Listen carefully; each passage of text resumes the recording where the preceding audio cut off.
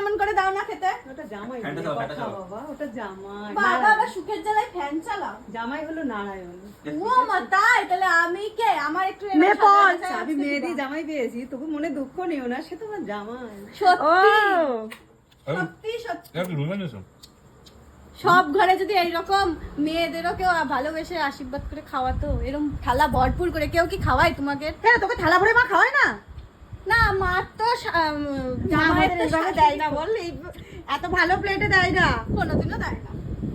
দাও তো। আমাদের প্লেট গুলো কমা কমা, তোমাদের দামি দামি, আমাদের সাদা প্লেটে দেয়ই না, আমার সবুজ প্লেটে দেয়।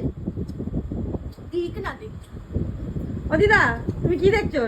আমি ওদের খাবার দেখি। খাও। দিদা চিকেন খায় না জানিস না? ভালো লাগছে দেখতে তোমার? জোরে বলো। হ্যাঁ, তোমার দাঁত কোথায়? দাঁত নেই। দাঁত নেই? ও বাবা, বলেছি বলে আমার মা আমারও দিছে। কেন তো, কিন্তু এইটা কিন্তু মিথ্যে, এই থালাটা কিন্তু ওরই, ও হ্যাঁ, এটা তো আমারই থালা, তোরটা তো সবুজ। কিন্তু আসলে এইটা হালকা, এটা একটু বেশি ভারী, পার্থক্য এটাই। এটা হলো গিয়ে চীনা মাটি। চীনামাটি, এটা কোরের। করে ভুল বললাম, এটা হলো করে, আর এটা হলো প্লাস্টিকের।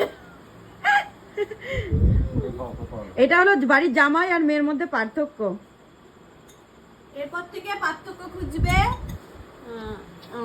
বৌমা আছে। এইটাই যদি তুই বিছানায় এইটা রেখে খেতি প্লেটটা দিদি, মা কি করতাম? মা যেটা মারতো। ও মা, জামাইকে কিছু বলবা না, এই যে জামাই বিছানার উপর প্লেট রেখে খাচ্ছে? জামাই কি বলবে? জামাই তো ওর নিজেই দিয়ে গেল।